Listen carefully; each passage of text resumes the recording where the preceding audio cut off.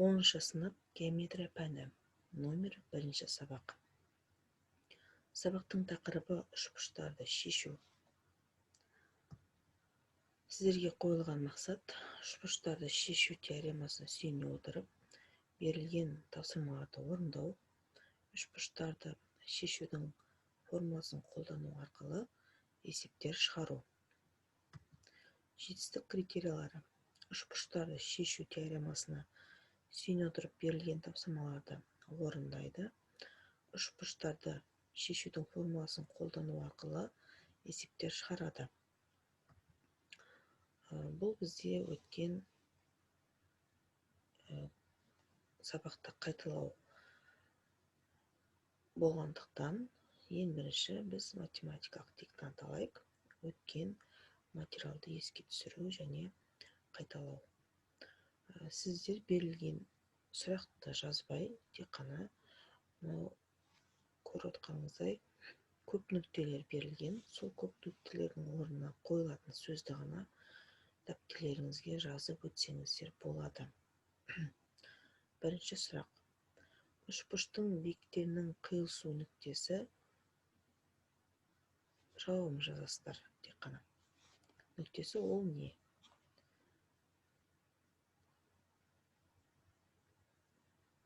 Келесі екінші.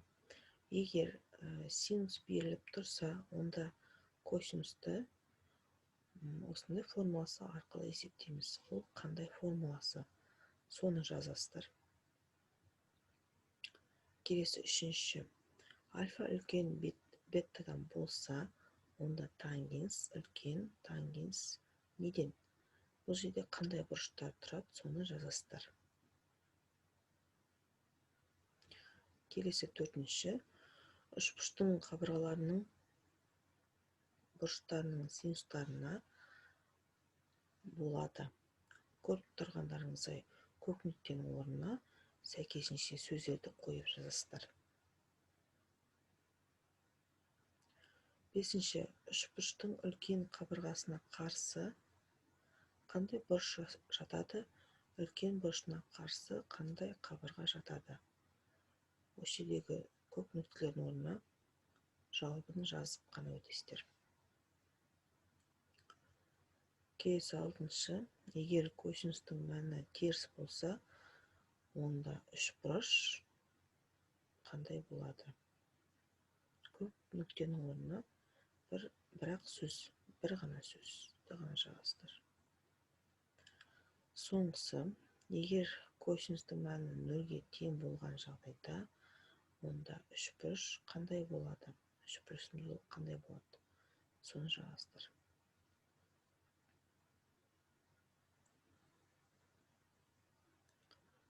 Орындап болсақ, келесі тапсырмаға көшейік.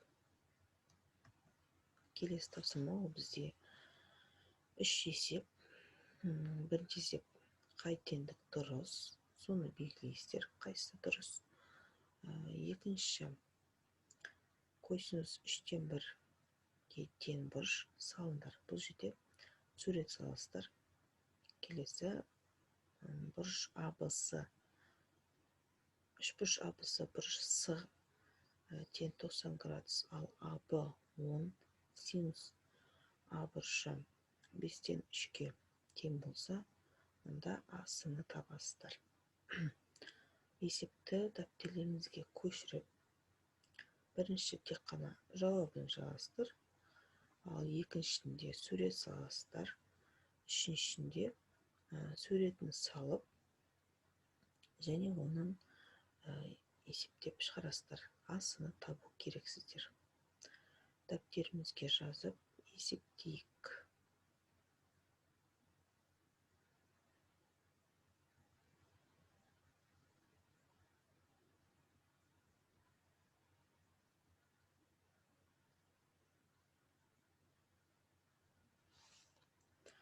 Жақсы, болсаңыздар келесі тапсырмаға көшейік. Келесі тапсырмамыз ол бізде кішігірім видеоролик. Видеороликте мысал көрсетеді. Сол осы біздің үшбұрыштарды шешу тақырыбына байланысты. мұқият қарап, түсініп отырсаңыздар. Синустар және косинустар теоремасын қорытындылай келе, осындай бір өмірден бір мысалды қарастырайық. Бәрімізге белгілі футбол ойыны. Бізде футболист, былайша айтқанда штрафной тебейін деп тұрған жері, ол бізде қара нүкте, ол бізде А нүктесі. Ол доп болсын. Б мен С нүктелері ол қақпаның екі, былайша айтқанда штангасы болсын. Оған дейінгі ара қашықтықтар сәйкесінше 23 және 24 метр, қақпаның ұзындығы 7 метр болсын. Арасындағы бұрыш екі қақпа шетінің ол альфа бұрыш болсын. Осы альфаны табу бізге қажет. Яғни, былайша айтқанда, гол салу үшін қажетті альфа бұрышы. Оны қалай табамыз? Косинустар теоремасын қолданайық. Яғни, үш қабырға белгілі. Яғни, үш қабырға бойынша үш бұрыштың қалған элементтерін табу дейтін есепке бұл келіп тұр. Демек, біздер қалай істей аламыз? Яғни, bc квадрат тең болады дей аламыз.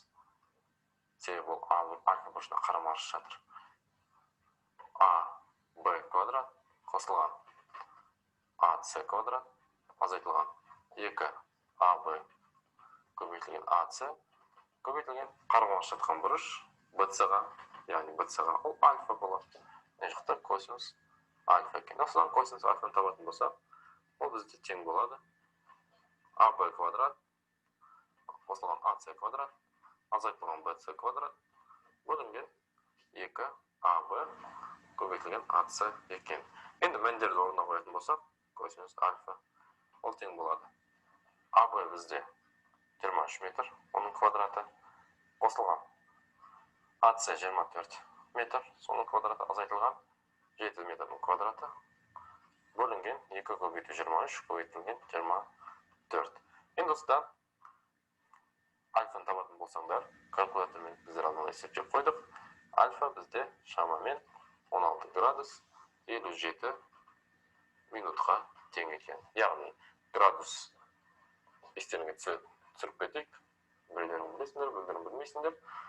Градус бірінші градустық өлшеммен, градустан кішірек өлшем ол минут, минуттан кішірек өлшем бірлігі ол секунд болып табылады. Мұндай өлшем бірліктері, егер география сабақтарында байқасаңдар, жаңағы адамның қандай да бір қаланың орналасуы ең алдымен бойлық ендік градустарымен, кейін минут, кейін секундпен көрсетіледі екен. Назарларыңызға. Жақсы, келесі тапсырмамызға көшейік.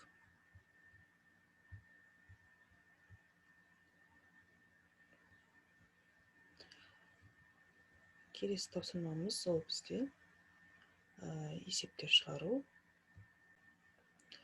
Келесі тапсырма күрделі есептер шығару. Екі есеп берілген. Дәптерлеріңізге көшірмей есептің шартын жазып, бірінші есепте үшбұрыштың қабырғалары берілген. Қабырғасы 2, ал оған іргелес бұрышы 30 градусқа және 45 градусқа тең деген қалған қабырғаларын табу керексіздер. Екінші есепте АБС үшбұрышы берілген, оның А бұрышы 120 градусқа, ал қабырғасы 3-ке және екінші қабырғасы 2-ке тең. Бұл жерде ВС-ның квадратын табу керексіздер. Есептің шартын жазып,